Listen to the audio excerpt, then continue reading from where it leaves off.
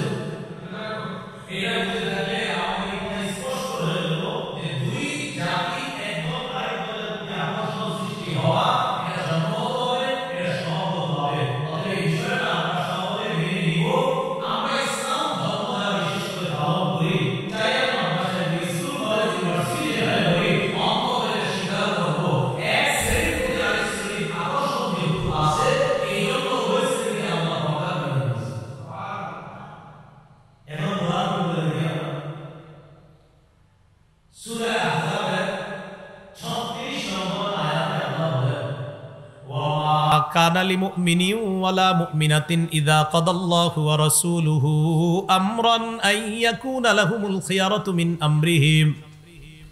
কোন মুমিন পুরুষ আর কোন মুমিনা নারীর জন্য উচিত না আল্লাহ আর তার রাসূল কোন সিদ্ধান্ত দেওয়ার পর তাদের এটা গ্রহণ করা না করার ইচ্ছাধিকার থাকাটা উচিত না। আবার বলছি, আল্লাহ সিদ্ধান্ত দিছে, নবী দিছে, কোন মুমিন নারী পুরুষের জন্য এই স্বাধীনতা নাই আমি এটা গ্রহণ করতেও পারি নাও পারি না। মুমিন নারী পুরুষ আল্লাহ আর তার নবীর সিদ্ধান্ত গ্রহণ করতেই হবে। ইচ্ছাধিকার নাই যে আমার ইচ্ছা আমি কি করব না করব না। না, যদি বলেন আমি ইমানদার, যদি বলেন আমি ইমানদার পুরুষ, আমি ইমানদার নারী, আল্লাহ বলছেন তাহলে তুমি এই অধিকার নাই, আমি ফায়সালা দিয়েছি, আমার নবী সিদ্ধান্ত দিয়েছে, আর তুমি বলবা আমি গ্রহণ করতেও পারি নাও করতে পারি। আল্লাহ কয় না, এই স্বাধীনতা নাই। আমার সিদ্ধান্ত আর আমার হাবিবের সিদ্ধান্ত, যদি ইমানদার হও তোমাকে মেনে নিতে হবে। এটা বললেন, এটা সূরা আহজাবের 36। এবার সূরা আহজাবের 33 নম্বর আয়াতে আল্লাহ কি বলেন দেখেন, ওয়াকারনা ফি বুয়ুতিকুন্না ওয়ালা তাবাররাজনা তাবাররুজাল জাহিলিয়াতিল উলা। নবীর বিবিদের মাধ্যমে সারা পৃথিবীর নারীদেরকে, একটু সবাই মন দিয়ে শুনেন, আমাদের ছাত্র সমাজ যারা আছেন স্কুল কলেজেরও আপনারা মন দিয়ে শুনেন, আশা করি বিষয়গুলো ভবিষ্যতে আপনাদের সমস্যা হবে না। একটু মন দিয়ে শুনেন। নবীর বিবিদের মাধ্যমে সারা পৃথিবীর নারীদেরকে আল্লাহ বলছেন করনা, অবস্থান করো, ফি বুয়ুতিকুন্না, তোমাদের ঘরে, ওয়ালা তাবাররাজনা তাবাররুজাল জাহিলিয়াতিল উলা, প্রাক জাহিলি যুগের নারীদের মতো তোমরা অশ্লীল ভাবে রাস্তায় বের হবে না। এই সিদ্ধান্তটা আল্লাহর। কার বলেন? আল্লাহ। তাহলে মুমিন নারীদেরকে আল্লাহ একটা সিদ্ধান্ত দিচ্ছেন, তোমরা ঘরে থাকবা, জাহিলি যুগের নারীদের মতো তোমরা রাস্তায় বের হবে না, এটা আল্লাহ সিদ্ধান্ত দিলেন। এমন কথা হলো আমাদের মা বোনরা তো প্রয়োজনে বাহিরে যাবে, পাসপোর্ট, আইডেন্টি কার্ড, জন্ম নিবন্ধন, উমরা, হজ, এটার জন্য তারা বাহিরে যেতে হবে। তো বাহিরে যাওয়ার সময় আল্লাহ বলছে জাহিলি যুগের মতো যাবে না। হ্যাঁ, তাহলে কিভাবে যাবে? জাহিলি যুগের মতো আল্লাহ বের হইতে নিষেধ করছে। এখন প্রশ্ন, হুজুর তাহলে কিভাবে যাবে? এই জবাব আল্লাহ সূরা নিসা, সূরা আহজাবের 59 নম্বর আয়াতে দিচ্ছেন। আল্লাহ বলেন, ইয়া আইয়ুহান নাবিয়্যু কুল লিআজওয়াজিকা ওয়া বানাতিকা ওয়া নিসাইল মুমিনিনা ইউদনিনা আলাইহিন্না মিন জালাবিবিহিন্না। হে নবী, আপনি বলেন লিআজওয়াজিকা, আপনার বিবিদেরকে, ওয়া বানাতিকা, আপনার কন্যাদেরকে, ওয়া নিসাইল মুমিনিনা, মুমিনদের নারীদেরকে। আমাদের নারী মানি আমাদের মা, আমাদের বোন, আমাদের বিবি, আমাদের কন্যা। মুমিনদের নারীদেরকে আপনি বলুন, ইউদিনিনা, তারা যেন টেনে নেয়, আলাইহিন্না, নিজেদের উপর, মিন জালাবিবিহিন্না, পর্দার কিছু অংশ, চাদরের কিছু অংশ তারা যেন নিজেদের উপর টেনে নেয়। তো আল্লাহ পাক রব্বুল আলামিন বললেন, নবী আপনি বলেন আপনার বিবিদেরকে, আপনার কন্যাদেরকে, মুমিনদের নারীদেরকে তারা যেন চাদরের কিছু অংশ নিজেদের উপর টেনে নেয়। খুব মন দিয়ে বুঝেন, চাদরের কিছু অংশ নিজেদের উপর টেনে নেয়, এর দ্বারা কি উদ্দেশ্য?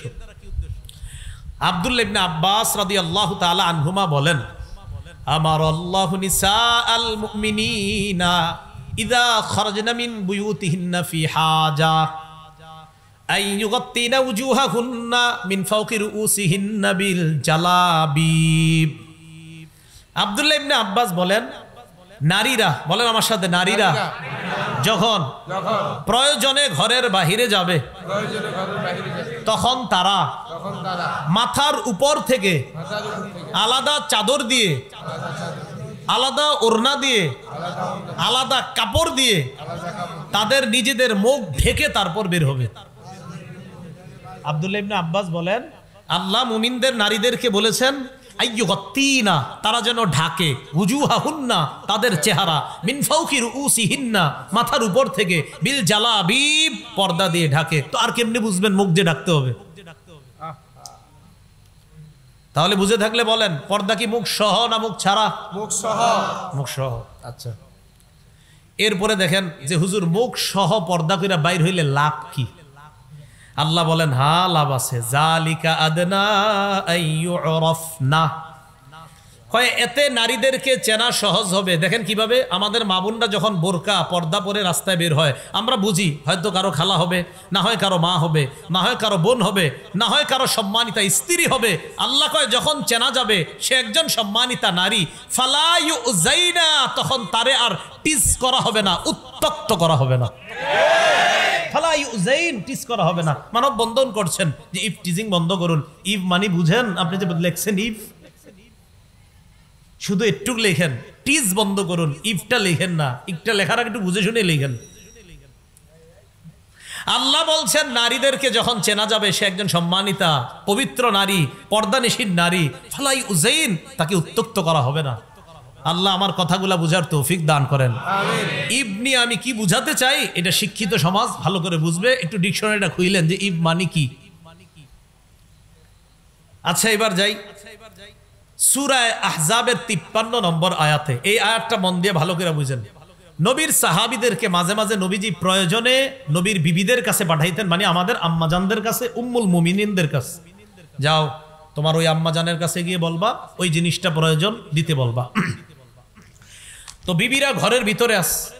আল্লাহ বলেন, ওয়া ইযা সাআলতুমুহুন্না মাতাআন ফাসআলুহুন্না মিন ওয়ারাই হিজাব। তোমরা যখন তাদের কাছে প্রয়োজনীয় কিছু চাও পর্দার আড়াল থেকে চাও। এখন আপনাদের দৃষ্টিতে কি পর্দা এটা যে আম্মাজানরা ভিতরে আছে আর মাথাটা এনে বের করে রাখছে? কন্যাকা, হ্যাঁ না। আল্লাহ বলছেন সাহাবায়ে কেরামদেরকে তোমরা যখন কিছু চাও পর্দার আড়াল থেকে চাও। তার মানে কি আম্মাজানরা পর্দার ভিতরে, শরীরটা আর মুখটা বাহিরে? তো কেন এই সহজ বিষয়টা কেন বুঝেন না? যখন প্রয়োজনীয় কিছু চাও ফাসআলুহুন্না, চাও তাদের থেকে, মিন ওয়ারাই হিজাব, পর্দার আড়াল থেকে চাও। আল্লাহ কয় এতে কি হবে যদি পর্দার এপাশ থেকে চাও? যালিকুম আতহারু লিকুলুবিকুম ওয়া কুলুবিহিন্না, এতে তোমাদের আর তাদের অন্তরের পবিত্রতার কারণ হবে। এই বিষয়টা আমি আল্লাহ উভয়ের অন্তরের পবিত্রতার কারণ হিসাবে এই মাঝের পর্দাটাকে ঘোষণা করলাম। সুবহানাল্লাহ। তাহলে মাঝে পর্দা রাইখা এই পাশে পুরুষ ও পাশে নারী, আর প্রয়োজনীয় কোনো কথা বলা এইভাবে বললে, এবং নারীরা বলতে হবে আবার কর্কশ ভাষায়, আপনার নরম ভাষায় না। তো আল্লাহ বলেন উভয়ের পবিত্রতার কারণ বলে ঘোষণা করলাম এই পর্দার দুপাশে উভয় শ্রেণী থাকাটা আমি আল্লাহ উভয়ের কলবের পবিত্রতার ঘোষণা করলাম। এটা বুঝছেন নি সবাই? আচ্ছা, সূরা নূরের 31 নম্বর আয়াত দেখি এবার আল্লাহ কি বলেন দেখেন। আল্লাহ পাক রব্বুল আলামিন বলেন, ওয়াকুল্লিল মুমিনাতি ইয়াগদুদনা মিন আবসারিহিন্না, নবী আপনি মুমিন নারীদেরকে বলেন তারা যেন দৃষ্টি নিচে রাখে। আমাদের অনেক মা বোনরা ওনারা মনে করে শুধু পুরুষ নজর নিচে রাখবে না, নারীরাও নজর নিচে রাখবেন, মা বোনরাও নজর নিচে রাখবেন। এখন আপনাদের উচিত ইউটিউবে যাদের বয়ান এদেরকে না দেখে এদের বয়ান শোনা, এটা উচিত আপনাদের। এটা আবার হঠাৎ কি বললাম? উচিত হলো মোবাইলটা আলাদা রাখে আপনারা বয়ান শোনা। না হয় যদি কোনো মা বোন কমেন্ট করে হুজুরের ঠোঁটটা আজকে সুন্দর, হুজুরের চেহারাটা সুন্দর লাগতেছে, মানে কি? হ্যাঁ, এটার মানে কি?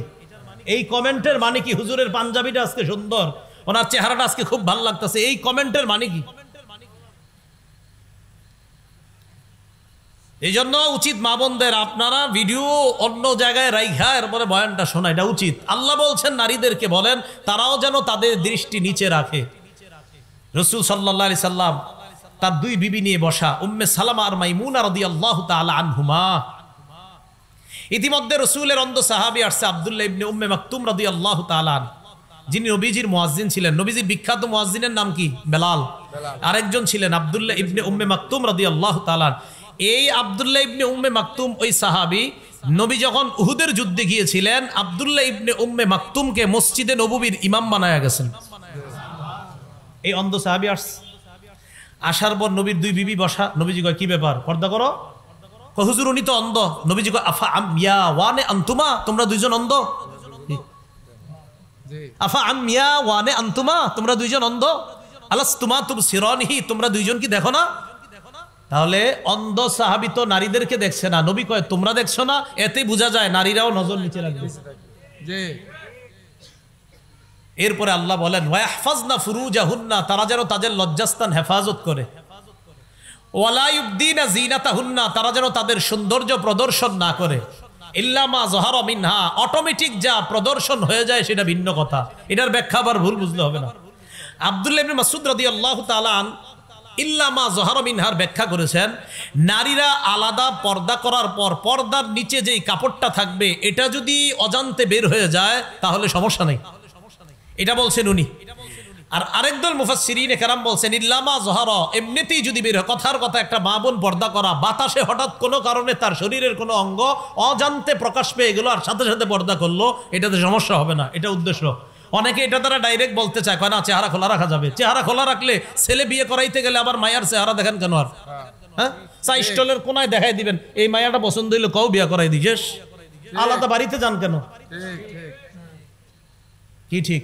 হাদিস আসবে, মুসনাদে আহমদের হাদিস আসবে 5 নম্বর খন্ড 424 নম্বর পৃষ্ঠা, অপেক্ষা থাকেন, শেষে বলতিস। রাসূলুল্লাহ সাল্লাল্লাহু আলাইহি সাল্লামের বিবিদেরকেও বললেন নজর নিচে রাখতে। আবার আল্লাহ পাক রব্বুল আলামিন বললেন যা প্রকাশ পায় তা ছাড়া অন্য কোনো সৌন্দর্য প্রকাশ না করা। ইবনে মাসউদ কয় এটার দ্বারা উদ্দেশ্য পর্দার নিচে যে আরেকটা কাপড় থাকে এটা যদি অজান্তে প্রকাশ পায় সমস্যা নাই। আরেকদল মুফাসসিরিনে কেরাম বলেন অজান্তে যদি কোনো অংশ প্রকাশ পেয়ে যায় সাথে সাথে ঢেকে নেয় তাহলে এটা কোনো সমস্যা নাই, এটা উদ্দেশ্য। এরপরে আল্লাহ সূরা নূরের 31 নম্বর আয়াতের আরেক অংশে বলেন ওয়ালিয়াদরিবনা বিখুমুরিহিন্না আলা জুয়ুবিহিন্না, অর্থ তারা যেন মাথার ওড়না দিয়ে তাদের গ্রীবা এবং বক্ষ ঢেকে নেয়। তারা যেন মাথার ওড়না দিয়ে তাদের গ্রীবাদেশ বক্ষদেশ ঢেকে নেয়। এই আয়াতের ব্যাখ্যায় আম্মাজান আয়েশা সিদ্দিকা রাদিয়াল্লাহু তাআলা আনহা কি বলেন দেখেন। আচ্ছা, আম্মাজান আয়েশা সিদ্দিকা তিনি একজন কি নারী, তিনি কি ব্যাখ্যা করেন দেখেন। সহিহ বুখারী হাদিস নাম্বার 4758 নম্বর হাদিস, মোট হাদিস সংখ্যা হবে 7563টা। এই হাদিসের মধ্যে আম্মাজান আয়েশা সিদ্দিকা রাদিয়াল্লাহু তাআলা আনহা বলেন ইয়ারহামুল্লাহু নিসাআল মুহাজিরাতিল উয়াল লাম্মা আনজালাল্লাহ ওয়ালিয়াদরিবনা বিখুমুরিহিন্না আলা জুয়ুবিহিন্না শাক্কাকনা মুরুতাহুন্না ফাখতামারনা বিহা। আম্মাজান আয়েশা সিদ্দিকা রাদিয়াল্লাহু তাআলা আনহা বলেন আল্লাহ যখন এই আয়াতটা নাজিল করেছেন নারীরা যেন তাদের মাথার ওড়না দিয়ে তাদের গ্রীবা এবং বক্ষদেশ ঢেকে নেয়, তখন নারীরা নতুন করে আবার পর্দা ব্যবস্থা করতে হবে। তো পর্দা ব্যবস্থা করার আগে নগদ আল্লাহর হুকুম তো পালন করতে হবে, কারণ নগদ তো বাহিরে যাওয়া দরকার। আর নারীরা কি করবে? আম্মাজাল বলেন শাক্কাকনা মুরুতাহুন্না, নিজেদের চাদর সাথে সাথে ছিঁড়ে ফেলছে আল্লাহর হুকুম বাস্তবায়ন করার জন্য। ফাখতামারনা বিহা, এই ছেঁড়া অংশ দিয়ে মুখ ঢাইকা আল্লাহর হুকুম পালন করার জন্য নগদ মুখ ঢাইকা এরপরে রাস্তায় বের হইছে।